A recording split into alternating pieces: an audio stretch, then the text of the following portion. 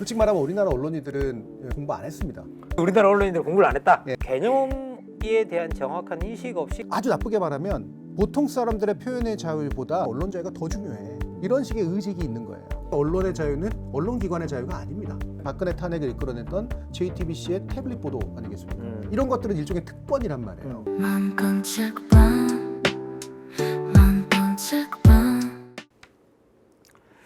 안녕하세요. 망건책방은 지난 1부에 이어서 언론인 정준희 교수님을 모시고 왜 우리 언론이 저널리즘의 딜레마 상황에 놓이게 되었는지에 대해서 좀 더 구체적으로 살펴보도록 하겠습니다. 1부에서는요, 아까 말씀드린 대로 전반적인 큰 그림을 좀 살펴보았는데요. 2부에서는 이 책이 좀 더 구체적인 내용으로 들어가서 이야기를 좀 나눠 보겠습니다. 특히 이제 이 책이 이제 선생님이 서물 쓰신 이후에 이제 1장, 2장, 3장, 4장, 5장에서 이제 5명의 연구자가 각각의 주제를 두고 이야기를 하고 있는데 전체적으로는 정말 언론 자유의 개념을 깊이 파고 들어가고 있는 거 보입니다. 그런데 이제 1장에서는 이정훈 교수님이 언론의 자유는 언론을 위한 특권인가 아니면 모두를 위한 자유인가 이렇게 질문을 하면서 미국 수정헌법 1조를 살펴보고 있습니다. 사실 이렇게 수정헌법 1조 딱 들으면 왜 살펴보는지는 알겠다라는 생각이 듭니다. 왜냐하면 사실 우리가 말하는 언론의 자유라든지 이런 것들이 그 수정헌법 1조의 기초에서 너무나 많이 이야기를 하고 있기 때문인데요. 근데 그럼에도 불구하고 이제 선생님께 수정헌법 1조에 초점을 맞췄던 이유를 여쭈어보고 싶습니다. 예, 이거는 상당 부분 일반 독자보다는 언론인 그리고 이제 언론학자를 염두에 둔 거라고 볼 수가 있습니다. 왜 그러냐면 언론학자들의 다수가 미국에서 공부하신 분들로 구성되어 있어요. 그리고 물론 초기에는 안 그랬다가 이제 점점 이제는 거의 완전히 완벽한 주류가 이제 미국에서 공부하신 분들로 돼 있고요. 그러다 보니 미국에서 가르치는 이제 언론 자유 교과서 내지 저널리즘적인 어떤 원론 이런 것들의 영향을 상당히 받습니다. 왜냐하면 또 그분들이 나중에 미국 가서 공부할 분들을 가르치거든요.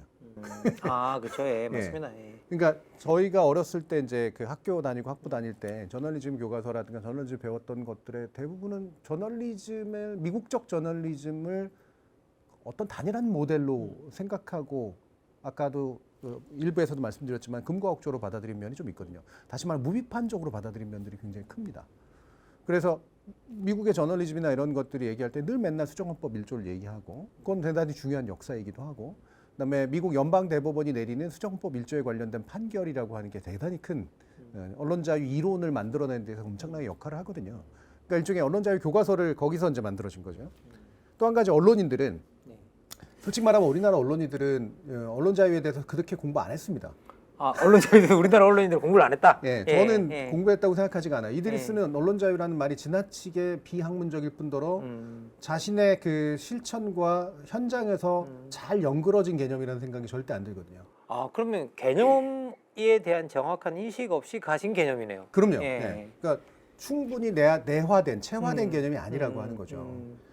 차라리 예전에 이제 민주화운동 할 때 언론 민주화운동을 하셨던 분들이 권력과 싸우면서 느꼈던 자유 개념은 체화된 개념이었는데. 그렇죠. 그러면 싸우면서 규범이 되잖아요. 그럼요. 근데 그 이후에 지금 다 그 이후에 들어온 사람들이니까 이들이 말하는 언론 자유 개념은 약간은 젠체하는 개념에 가까워요. 잘 고민해서라기보다는 그냥 너무 맞는 거 아니야? 왜 국가가 우리를 함부로 손대? 언론 자유가 있는데 이 정도 수준이라고 하는 거죠. 그중에 일부 미국 갔다 와서 연수도 받고 그러면서 이제 공부하시는 분들도 있지만 그래서 이분들이 입버릇처럼 얘기하는 게 또 수정헌법 1조예요. 미국에서의 판례라든가 이런 것들 가지고 예를 들면 뉴욕타임스하고 국가사의 판례라든가 이런 식의 저는 그게 너무 마음에 안 들었는데 이정훈 교수가 이제 그래서 그 부분을 파보겠다. 수정헌법 그래 미국 당신들이 그렇게나 중요하게 생각하는 미국식 그 경험 속에서의 수정헌법 1조에 관련된 논쟁이 얼마나 치열했는지 아느냐.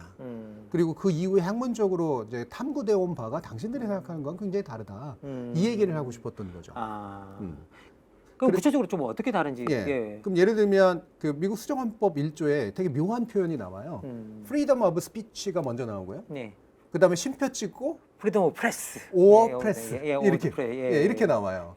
야 쉼표 찍고 오어 이게 헌법에서 이런 거 엄청나게 중요한 거거든요. 그렇죠. 문헌적으로 해석을 할 거냐 아니면 헌법을 기초했던 사람들의 입법자들의 어떤 그 당시의 사고를 우리가 유추하고 추론할 거냐 판례를 통해 가지고 이거를 새로운 해석을 가할 거냐. 맞습니다. 이게 이제 그 이후로 계속해서 진행됐던 논쟁들이란 말이에요. 그런데 되게 중요한 건 Freedom of Press가 먼저 나오는 게 아니라는 거예요. freedom of speech. 가 먼저 나오죠. 예. 예. 그리고 쉼표 찍고 or press 예. 이거란 말이에요. 예. 그러면 이게 해석의 방향이 정말 많습니다. 이게 스피치라고 하는 게 어디서부터 어디까지냐, 쉼표는 왜 찍었느냐, 오어는 그냥 갖다 붙인 거냐, 아니면 두 가지로 구분하기 위해서냐, 프레스는 말 그대로 언론 출판만을 의미하는 거냐, 방송까지 의미하는 거냐, 여러 가지 논쟁들이 충분히 있을 수가 있는 거죠. 실제로 많은 논쟁들이 진행돼 왔어요. 근데 여기서 두 가지 교훈을 뽑아야 되는 건 뭐냐면, freedom of press는 파생 개념이거나 보조 개념이지 원칙 언론 개념은 아니라는 겁니다. freedom of speech가 포괄적 개념이라는 거죠. 그렇죠. 동등한 개념은 아니죠. 같이 아니죠. 설 수 있는 개념은 예. 아니죠. 예. 그러니까 언론 자유라고 우리는 말을 하지만 사실은 표현 자유고 표현 자유라는 대원칙 하에서 그렇죠. 그것의 특별한 사례로서 언론 자유 또는 언론 출판의 자유라고 하는 것들을 덧붙여 준 그런 그렇죠. 케이스라는 예, 거죠. 예. 근데 이게 우열 관계를 논하겠다는 게 아니라 포괄 관계를 논하는 건데 시민의 자유라는 게 바로 표현의 자유, 일반 모든 사람에게 적용되는 표현의 자유라고 하는 것. 안에서 특수한 형태로서의 언론 자유라는 거로 입법자들은 기획한 거다. 그런데 여기서 언론 자유만 똑 떼어내서 이게 마치 표현의 자유하고는 별개의 개념인 것처럼 그렇게 취급하는. 그렇죠. 예. 특히나 우리나라 언론들은 마치 언론 자유가 최상의 개념인 것처럼 취급하는. 그렇죠. 표현의 자유에서 최상 개념처럼 생각을 하죠. 그렇죠. 예. 예. 그러니까 아주 나쁘게 말하면 보통 사람들의 표현의 자유보다 우리 언론기관의 언론 자유가 더 중요해. 왜? 우리는 권력과 싸우는 자거든. 이런 식의 의식이 있는 거예요. 예. 근데 이런 오해를 가중시켰던 게 나중에 송현주 교수가 말하는 거에도 나오긴 합니다만 우리나라 헌법에는 언론 자유로 표현되어 있거든요. 그렇죠. 언론의 표현 자유로 안돼 그 있습니다. 표현의 자유로 안 돼 있습니다. 예. 예. 그런데 그때 언론의 자유는 언론기관의 자유가 아닙니다. 말과 논할 자유지. 그렇죠. 한자로 하면 말과 논하는 자유죠. 예. 예. 이거는 헌법 연구하신 분들이 실제로 얘기하시는 예. 부분이에요. 예. 우리나라 헌법학자들이 여기서 언론이라는 건 그 당대에 표현됐을 때의 언론이라고 하는 건 영어로 얘기하면 스피치거나 커뮤니케이션이다. 그렇죠. 예, 예. 일상적으로 말을 하고 자신의 의견을 표현할 자유를 얘기하는 것이다. 이게 마치 언론기관의 자유인 것처럼. 그래서 헌법이 마치 언론기관만을 대상으로 뭔가 특별한 기관을 창설한 것처럼 그렇게 얘기하면 안 된다 이거죠. 예. 그래서 포괄적으로 표현의 자유라고 하는 대원칙을 그것의 특수한 형태에서 언론 자유가 잘 구현하고 있는가?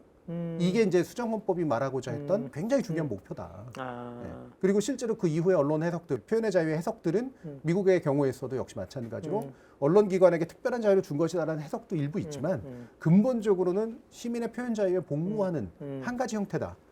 그러면 시민의 표현의 자유에 복무하는 한 가지 형태다라고 한다면 이거는 시민의 자유에 주어지는 것과는 다른 책무가 있겠네요. 그렇죠. 예. 예. 그 되게 중요한 포인트입니다. 예. 그러니까 일반 시민들에게 보통 책무를 얘기하지는 않거든요. 그쵸. 그건 예. 국가에 대해서 권력에 대해서 나의 자유를 달라고 하는 자유권적인 개념이니까. 음. 근데 언론 기관을 거기다 이제 따로 둔 거는 대다수의 사람들은 자신의 표현을 하기가 어려워. 그쵸. 왜? 예. 문맹이야. 또는 종이에다가 인쇄를 못 해. 그리고 사실은 권력에 접근할 기회조차도 없죠. 기회조차 없죠. 예. 정보를 취재할 수도 없는 예. 거고. 그러니까 이거를 그 당시로서는 인쇄업자들이었죠, 사실은. 이 프레스 기계를 가지고 있던 사람들이니까. 이 사람들이 자신이 정말 특수한 계급이라기보다는 나도 하나의 시민인데 나는 이거에 복무하는 시민이야. 이 일을 전담하는 그렇죠. 시민이요. 네, 프로페셔널한 사람들인 의미야. 거죠. 예, 예. 그러니까 나는 이걸로 먹고도 살아야 되고 나는 이거를 내 일생의 어떤 소명으로 삼는 거야. 그러니까 내가 당신들을 대신해서 국가기관도 견제하고 그다음에 설명 의무도 요구하고 그런 식으로 해서 나는 당신들이 말하고자 할 말을 대신해 주는 사람들이야. 그런데 일부 이 대신해 주는 사람들을 때려잡으면 네. 훨씬 쉽죠. 그렇죠. 이게 사람 그쵸, 수가 예. 훨씬 적으니까. 훨씬 작으니까 뭐 시민을 때려잡는 거는 사실은 이제 엄청난 위험을 그렇죠. 부담을 감수해야 예. 되지만 요 일부만 잡으면 인쇄기만 뺏어도 되고 옛날에는 그쵸. 종이만 안 줘도 되고요. 예. 언론인 잡아다 가두면 되거든요. 맞습니다. 그러니까 현실적으로 어떻게 하냐면 이 언론인이나 언론기관들이 더 큰 위험에 처할 가능성이 높기 때문에 그들에게 특권은 아니지만 더 많은 관심을 준 거예요.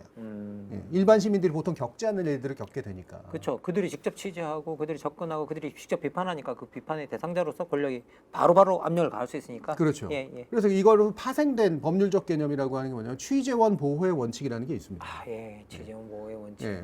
우리나라 그 소위 말하는 뭐 이렇게 누구 뭐 관계자의 말이 다르면 예, 예, 관계자. 그거는 예. 취재원을 감추기 하는 거고 취재원 보호의 원칙이라고 하는 건 예. 사실 언론 보도라고 하는 게 예. 언론인들이 엄청나게 취재를 잘해서 생기는 거라기보다는 어떤 식으로는 신뢰를 얻게 되면 수많은 제보들이 들어와요. 목숨 걸고 제보하는 사람들이 있는 거죠. 자기 보기엔 야 너무나 이건 부당한 일이야. 그런데 내가 이걸 외치면 안 돼. 왜? 나한텐 권위도 없고 널리 퍼뜨리지도 못해. 근데 하여튼 언론사에게 가가지고 얘기하면 그 권위를 가지고 퍼뜨려 줄 거 아니야? 대표적인 게 예전에 박근혜 탄핵을 이끌어냈던 JTBC의 태블릿 보도 아니겠습니까? 그거 제보에 의해서 일어난 거거든요. 그래서 역사를 바꾼 아주 훌륭한 보도는 사실 목숨을 건 제보에 의해서 일어납니다. 아, 예. 네. 그러면 이제 권력들은 이걸 알잖아요. 그러니까 언론사를 때려잡으면서 자 제보자 누구야? 그렇죠. 까라 색출해. 그러죠. 아, 까라 색출해. 그럽니다. 예. 네. 그러면 원래대로라면 깔 수도 있는 거잖아요. 네. 그런데 언론인들은 알죠. 내가 제보자를 유출시켰을 때 이 목숨을 걸고 제보했던 사람들의 목숨이 정말 위태로워질 수 있다. 그렇죠. 예. 차라리 이거는 내가 프로페셔널하게 하는 일이니까 내가 감당하겠다. 이 사람들은 내가 보호해주겠다. 이거거든요. 그러면 법률적인 원칙에 따르면 원래는 다 까야 돼. 만약에 이게 문제가 된다면. 예, 그렇죠. 예, 예. 하지만 법률에서도 우리나라는 약간 아니긴 합니다만 전 세계적으로 언론인의 취재원 보호에 대한 자기 원칙은 보호해주는 경향이 있어요. 아, 예. 네. 예. 이게 마치 뭐하고 똑같냐면 신부님들이 고해성사를 받고 난 다음에 바꿨는데 말을 하지 않아야 되니까. 안아야 되는 건 예. 윤리적인 예. 책무잖아요. 법적인 예. 책무라기보다는. 그쵸. 예. 근데 법은 이 윤리적인 책무를 승인해 줍니다. 그래, 신부라는 직업의 특성상 모든 얘기를 들을 수가 있는데 그거를 다 까고 다니면 신부라는 직업이 성립될 수 없는 거 아니야? 그렇죠. 맞습니다. 네, 이거 소명이라고 봐야겠죠. 자, 언론인에게도 그런 소명이 있어. 그래. 좋은 제보나 그 제보를 검증할 책임이 있듯이 제보자를 색출하지 못하도록 만드는 데 있어서 언론인이 자신의 양심을 걸고 막아줘야 될 필요가 있어. 자, 그거 네가 얘기 안 한다고 해서 법적으로 책임을 묻지 않을게. 네. 면책. 예, 면책. 예, 이런 것들은 일종의 특권이란 말이에요. 근데 그걸 주게 된 원래 이유가 바로 뭐냐면 바로 표현을 대신해주는 언론기관에게 가해질 권력의 위협을 법률적으로 막아주는 역할을 그렇죠. 헌법에 따라서 한 거죠. 아, 예, 예, 맞습니다. 근데 이거를 특권으로 이해하면 안 되고 제보자의 권리를 내가 대행하기 때문에 그렇죠. 예, 예, 예. 주어지는 법률적 면책이라고 생각을 해야 된단 말이에요. 예. 그런데 사실은 제보자를 보호해주기 때문에 주는 면책권을 일종의 내가 가지고 있는 특권처럼 그렇죠. 생각하고 있다는 예. 거죠. 예. 이게 바로 언론인들의 대표적인 오해라고 하는 겁니다. 예. 그러니까 이런 수정헌법이 표현의 자유를 포괄 개념으로 보고 언론 자유를 특수 개념으로 봐야 되는 바로 이유가 바로 언론인들에게 부여된 중요한 책임과 의무와 권리가 동시에 있는데 그 책임과 의무와 권리의 결합이라는 건 사실은 뒤에 존재하는 시민들의 자유를 대행해 줄 것이라는 사회적 믿음 이것이 그들에게 마치 특권처럼 보이는 무언가를 주는 근거가 됐다라고 하는 거죠. 이런 기원 없이 내가 나는 언론이니까 특권을 가져야 돼 이런 생각을 하면 안 된다는 겁니다. 예를 들면 의사들에게도 특권이 있고 변호사들에게도 특권이 있지 않습니까? 네, 그렇죠. 변호사들은 자신한테 의뢰한 사람의 비밀을 유포하면 안 되는 안 되는 거죠. 책임이 있는 동시에 권한도 있는 겁니다. 예를 들면 의사 같은 경우에는 자기가 의료행위 과정에서 얻게 된 의료 정보를 누설하면 안 되잖아요. 그렇죠. 예. 그건 이 직업의 엄청나게 중요한 윤리적 기준이니까. 그러면 그거 가지고 예를 들면 나는 너희들이 보여달라 그래도 나는 보여줄 수 없어라고 말한들 처벌하면 안 된다는 거지. 마찬가지에 이 직업들의 특징이 그런 거란 말이에요. 근데 의사나 변호사나 언론인들이 착각하는 거죠. 내가 똑똑하고 내가 잘나고 내가 신분이 높은 계급이라 헌법과 법률은 나한테 이런 특권을 줬어. 라는 식의 착각들이 벌어지고 있는 거예요. 예, 근본적으로 사실은 언론이 시민의 표현의 자유에 봉사하는 기관이기 때문에 그렇죠. 언론에게 거기에 합당한 어떤 권리를 주고 있는 건데 마치 그것과 별개로 나 자신이 독립적으로 언론이기 때문에 갖는 특권이야. 네. 이렇게 착각하는 경향이 생겨나고 그런 것들이 수정헌법 1조를 해석하거나 이런 데 있어서 우리가 전통적으로 배워왔던 그런 데서 그런 오해들이 지금 우리 언론 학계에 그렇죠. 쌓여 있다라는 예. 이제 되게 말씀을- 자의적인 해석이고 신화적인 해석에 가깝다는 거죠. 만 번째 밤, 만 번째